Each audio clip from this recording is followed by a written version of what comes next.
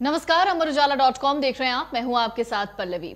कुछ दिनों से आप एक शीशी की तस्वीर देख रहे होंगे। काफी समय से आपको इस शीशी का इंतजार होगा और ये शीशी है कोरोना वैक्सीन की, जिसको लेकर आप काफी अरसे से, एक तरीके से साल भर होने को है और साल भर से हम इंतजार कर रहे हैं कोरोना वैक्सीन को लेकर। और एक जो खुशखबरी है, गुड न्यूज है कोरोना वैक्सीन को लेकर, ये सामने आ रही है कि वैक्सीन अब जल्द ही उपलब्ध हो जाएगी बाजार में। हालांकि जो खबरें अब तक सामने आ रही हैं उसके मुताबिक कई तरीके के प्रॉस एंड कॉन्स भी हैं। हमें बहुत सी तरीके की बातें भी सुनने को मिल रही हैं, बहुत सी खबरें हम पढ़ रहे हैं कि क्या ये वैक्सीन सुरक्षित होगी या फिर नहीं। आज इसी पे चर्चा करेंगे अपने खास मेहमान से। इस दौरान आपके भी कुछ सवालों को शामिल करेंगे। उम्मीद करते हैं कि आप अपने सवाल हम तक जरूर भेजिएगा। इस वक्त जब हम लाइव कर रहे हैं हमारे गेस्ट के साथ और जब आप हमारे साथ जुड़े हुए हैं, तो आप अपने सवालों को बेझिझक लिखकर भेजिएगा। हम आपके सवालों को आपके नाम के साथ शामिल करेंगे और कोशिश कीजिएगा कि आप उन सवालों के जवाब जरूर इस प्रोग्राम में हमारे जरिए हासिल करने की कोशिश करें जो हम सब जानना चाहते हैं। इस वक्त हमारे साथ जो खास मेहमान जुड़े हैं वो है जेपी हॉस्पिटल के कंसल्टेंट इमरजेंसी मेडिसिन डॉक्टर नवीन प्रकाश वर्मा जी। नवीन जी, बहुत बहुत स्वागत है आपका। धन्यवाद। डॉक्टर नवीन, सुन रहे हैं आप? जी धन्यवाद। आवाज मिल रही है आपको? आवाज मिल रही है?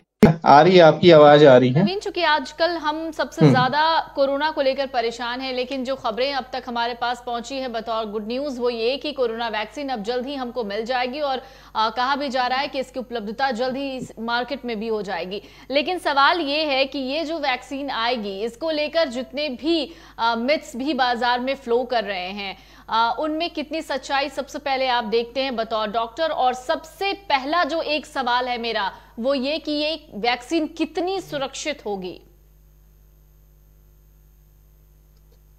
जैसा कि आप सभी लोग जानते हैं, कोविड जो कि पैंडेमिक है, पूरे वर्ल्ड में पैंडेमिक है और लगभग 1 साल होने को आ रहे हैं और अभी तक इसमें ढेर सारी मौतें हो रही हैं, लोग बीमारियों से ग्रसित हो रहे हैं। इसका सिर्फ और सिर्फ अभी तक हम लोगों ने सिम्टोमेटिक ट्रीटमेंट ही किया है और बाजार में जो वैक्सीन बना रही हैं, कुछ कंट्रीज में इसका ट्रायल भी हो चुका है। वैक्सीन होना बहुत जरूरी है, इस डिजीज को कंट्रोल करना बहुत जरूरी है। डिजीज कंट्रोल नहीं होगा तो ये चीजें फैलती ही जाएंगी। वैक्सीन हम यूज करेंगे तभी उसकी एफिकेसी समझ में आएगी। साइड इफेक्ट्स और उसके अच्छे इफेक्ट्स जो हैं यूज करने के बाद ही समझ में आएंगे। तो वैक्सीन तो पहले बात तो बन ही रहा है, कुछ कंट्रीज में यूज भी हो रहा है और इसके इफेक्ट्स की तरफ हमें ज्यादा ध्यान देना चाहिए। साइड इफेक्ट्स बहुत मिलते हैं, साइड इफेक्ट्स सारी दवाइयों के होते हैं, थोड़े बहुत साइड इफेक्ट्स होते हैं, लेकिन हम उसके इफेक्ट्स को डॉक्टर, एक और चीज है कि वैक्सीन को लेकर एक टेम्परेचर की भी बात कही जा रही है। एक सर्टेन टेम्परेचर पर इसको रखना जरूरी है। ये कितना ज़्यादा इस चीज़ का ख्याल रखा जाएगा? क्योंकि जाहिर है कि एक सर्टेन टेम्परेचर पर उस पूरी वैक्सीन को मेंटेन करना, उसकी पूरी बॉटल्स को मेंटेन करना और वाकई एक बड़ी खेप होगी अगर हम इंडियन पॉपुलेशन की हम बात करें तो। ऐसे में थोड़ा चैलेंजिंग तो होगा ही। नहीं, ये बहुत ही चैलेंजिंग है। जितनी भी वैक्सीन आज तक यूज होते आ रही हैं वो भी एक कोल्ड चेन मेंटेन करके ही यूज किया जाता है।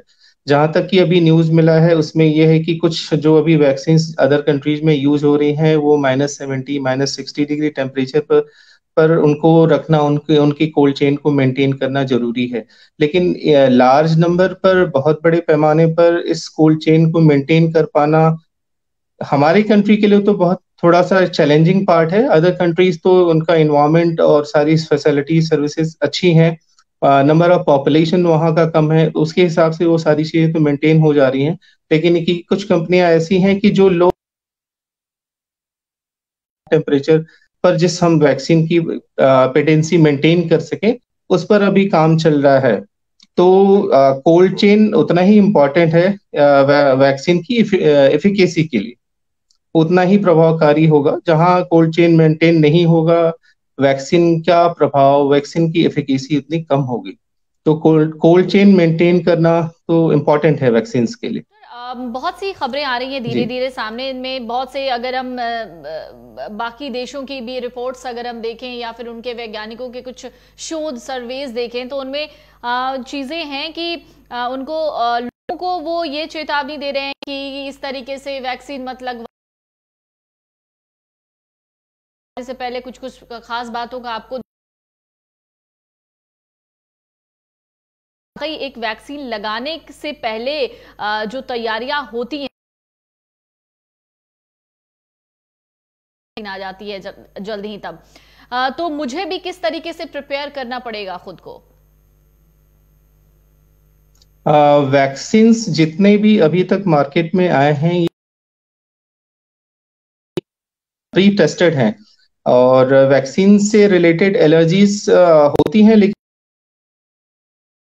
जो उनके उनसे रिलेटेड रिएक्शंस वो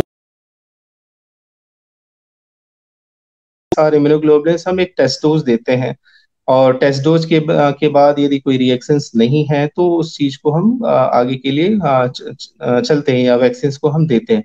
बट अभी तक तो ऐसी कोई खबर इस वैक्सीन से रिलेटेड अभी तक नहीं आई है और उतनी ही इफिकेसी है और प्री टेस्टेड और सारी चीजें उतने ही पैमाने पर मानक तौल पर सारी चीजें करके तैयारियां करके ही बनाई गई हैं। और जहां तक उम्मीद से रिलेटेड रिएक्शंस नहीं के बराबर होने चाहिए, ये हमारा अनुमान है। आगे वैक्सीन्स जब मार्केट में अच्छे तरीके से आ जाएंगी तब उसका रिपोर्ट्स और ट्रायल्स तब समझ में आएगा कि इसके कितने रिएक्शंस हैं नहीं है। एक और सवाल, ये जी वैक्सीन को लेकर ये भी बातें कही जा रही है कि जो प्राइमरी ये वैक्सीन जो होगा पहले तो स्वास्थ्य कर्मियों को लगाया जाएगा, उसके बाद बुजुर्गों को। ये जो है कि पहले बुजुर्गों को फिर बच्चों को, उसके बाद और खास तौर से ये भी कहा जा रहा है कि जिनका इम्यूनिटी सिस्टम पहले से बूस्ट अप है, जो पहले से इम्यूनिटी सिस्टम जिनका मजबूत है, उनको बहुत जल्दी वैक्सीन लगाने की जरूरत नहीं है, पहले उनको मौका दिया जाना चाहिए या फिर पहले उनको वैक्सीन लगाने की जरूरत है जिनके इम्यूनिटी सिस्टम कमजोर है। नहीं, ये बात सही है। वैक्सीन्स, नंबर ऑफ वैक्सीन्स जो है बहुत ही कम लिमिटेड मात्रा में अभी हर कंट्रीज में आ रही हैं। जैसे कि जहां तक देखा जाए इंडिया की जो पॉपुलेशन है 20 करोड़ के आसपास है और इंडिया में जो भी वैक्सीन्स की अनुमान है कि इतने तक तो नहीं आ पाने हैं।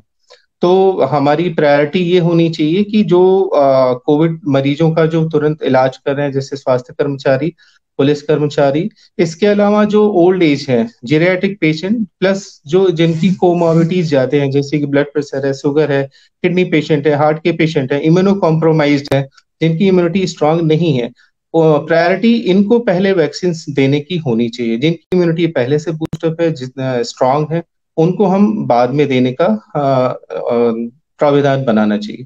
प्रायोरिटी हमें इन्हीं लोगों को पहले अभी देनी चाहिए।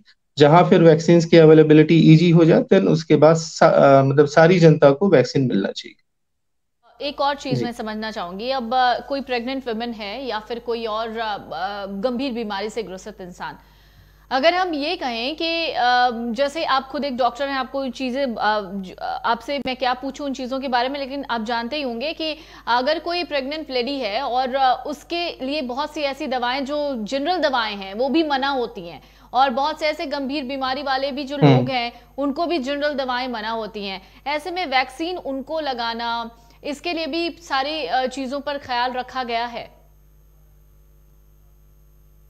नहीं, ये इन सब सारी चीजों का ख्याल प्रेग्नेंट वुमन के लिए भी रखा गया है। जहां तक माना जाता है कि प्रेगनेंसी सेकेंड वीक के बाद, थर्ड ट्राइमेस्टर के बाद, सेकेंड ट्राइमेस्टर के बाद थर्ड ट्राइमेस्टर में मेडिसिन के जो लिमिटेशंस है वो थोड़ी कम हो जाती हैं, क्योंकि बच्चे का ग्रोथ भी अच्छा हो जाता है। उस टाइम में एडवर्स इफेक्ट्स के चांसेस कम होते हैं, तो उस टाइम में देने का। और ये सारी जो वैक्सीन्स हैं अभी तो ट्रायल बेसिस पर ही हैं, लेकिन हाँ, इन सब चीजों को ध्यान में रखते हुए ही बनाया गया है। और जहां तक जैसे वैक्सीन प्रेगनेंसी, हम टीटी वैक्सीन भी देते हैं और इन फ्लू वैक्सीन भी देते हैं यदि पेशेंट को फ्लू है तो third trimester is safer to give to take all the vaccine. मेरे अकॉर्डिंग तो ये है, आगे का जो भी इलाज है, उपचार है, वो सारी चीजें उस मानक तौल पर बना के की जा रही हैं। तो फिर भी आगे जो भी टेस्ट है ट्रायल्स होंगे इजिली अवेलेबिलिटी के बाद मार्केट के में आने के बाद इन सब चीजों पर ध्यान देना पड़ेगा आगे के लिए। चीज और मैं आपसे जी। समझना चाहूंगी कि कोरोना वैक्सीन जब लगाया जाएगा तो क्या कुछ ऐसी भी चीजें हैं कि वैक्सीन लगाने के कुछ एक घंटे या कुछ एक दिन तक आपको कुछ ऐसी चीजें नहीं करनी है, कुछ ऐसे कोई बैरिकेड्स वैक्सीन लगवाने के बाद के या उससे पहले के? थोड़ा सा तो इन सब चीजों का ध्यान देना होगा क्योंकि नॉर्मली वैक्सीन लेने के बाद कुछ फीवर ऐसे कोई जानकारी अभी तक नहीं मिली है। ये सारी चीजें आगे के लिए है। हाँ, ये है कि वैक्सीन लेने के बाद कुछ घंटे तक इन सब चीजों का हमें ध्यान देना पड़ेगा। थोड़ा सा हमें हर चीजों की दूसरी दवा लेने के लिए हमें कुछ गैप रखना पड़ेगा।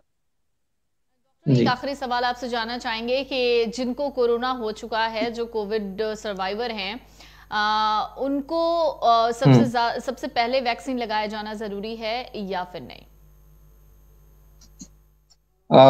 कोरोना जिन पेशेंट्स को कोरोना हो चुका है माना ये जाता है कि आफ्टर 21 डेज उनके अंदर एंटीबॉडीज का डेवलपमेंट हो जाता है। जो अभी तक के रिसर्चर्स के अकॉर्डिंग ये जानकारी है कि 90 डेज तक एंटीबॉडीज उस व्यक्ति के अंदर रहती हैं, उसके बाद वो डिप्लीट होना स्टार्ट होती हैं। तो इसके अकॉर्डिंग तो ये है कि वो व्यक्ति जिनको